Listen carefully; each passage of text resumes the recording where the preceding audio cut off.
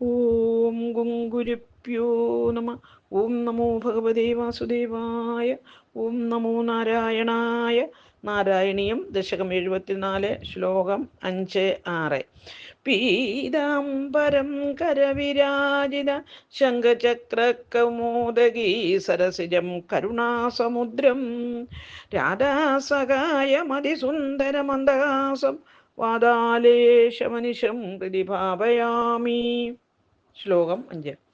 കുബ്ജാമബ്ജവിലോചനാം പതി പുനഃദൃഷ്ട്വാംഗരാഗേത്തയാ ദത്തേ സാധു കിലാംഗരാഗം അദാതസ്തസ്യ മഹാന്തം ഹൃദി ചിത്തസ്താം രുജിതാമധ പ്രഥയിതും ഗാത്രേപി തസ്യാസ്ഫുടം ഗൃഹ്ണൻ മഞ്ജുകരേണ താം ഉദനയത്താവൻ ജഗത്സുന്ദരീം.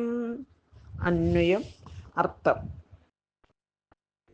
പുന പിന്നീട്, പഥി വഴിയിൽ, അബ്ജവിലോചനം താമര പോലെയുള്ള കണ്ണുകളോട് കൂടിയവളായ, കുബ്ജാം കൂനിയെ, ദൃഷ്ട്വ കണ്ടിട്ട്, തയാ അവളാൽ, അംഗരാഗേ അംഗരാഗം കുറിക്കൂട്ട്, ദത്തേ നൽകപ്പെട്ടപ്പോൾ, തസ്യ അവളുടെ, ഹൃദി ഹൃദയത്തിൽ, മഹാന്തം വലുതായ, അംഗരാഗം അംഗരാഗത്തെ, സാധു വേണ്ട പോലെ, അതടാകില അങ്ങു നൽകി പോലും, അധ പിന്നീട്, തസ്യ അവളുടെ, ചിത്തസ്ഥാം ഉള്ളിലുള്ളതായ, ഋജതാം നേർബുദ്ധിയെ, ഗാത്രേ അഭി ശരീരത്തിലും, സ്ഫുടം വ്യക്തമായി, പ്രഥയിതും പ്രകാശിക്കുന്നതിനു വേണ്ടി, കരേണ കൈക്കൊണ്ടു, മഞ്ജു മനോഹരമായി മൃദുവായി, ഗൃഹണൻ താവത് പിടിച്ചിട്ടാകട്ടെ, താം അവളെ,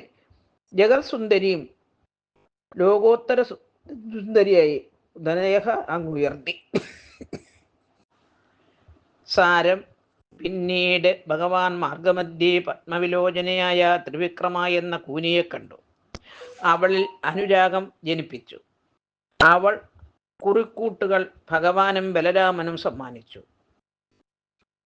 അവളുടെ മനസ്സ് അവക്രമാണ്. അതിനാൽ പുറമേയും അങ്ങനെ ആക്കി തീർക്കാൻ മന്ദം അവളെ പിടിച്ചു നിർത്തി അവക്രയാക്കി തീർത്തു. അപ്പോൾ അവൾ ആധ്യാത്മിക തേജസ്സിനിരിപ്പിടമായി ലോകൈക സുന്ദരിയായി തീർന്നു. ഹരിഗു.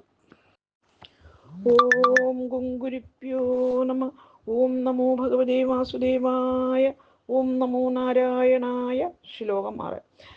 താവന്നിശ്ചിത വൈഭവ തവ വിഭോ നാത്യന്തപാപാജന യത്കിഞ്ചിദദേ സ്മ ശക്തി അനുഗണം താംബൂലമാല മാല്യാദിയം ഗൃഹ്ണാനാ കുസ്മാദി കിഞ്ചന തഥാ മാർഗേ നിബദ്ധാഞ്ജലിൻ നാദിഷ്ടം വദഃ യദോ അദ്യ വിപുലാമാർത്തിം വൃജാമി പ്രഭോ. അന്വയം. അർത്ഥം.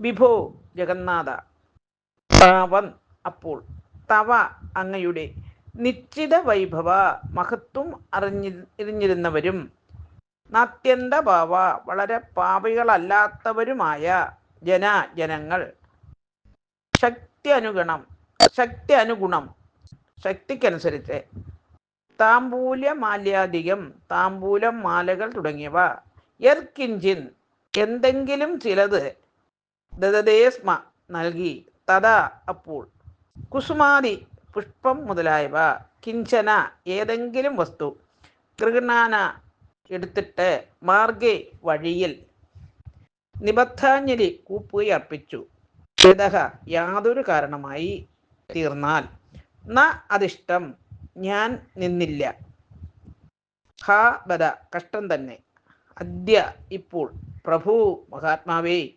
വിപുലാം തീവ്രമായ, ആർത്തിങ് ഖേദത്തെ, വ്രജാമി പ്രാപിച്ചിരിക്കുന്നു. ഹരിവു. സാരം.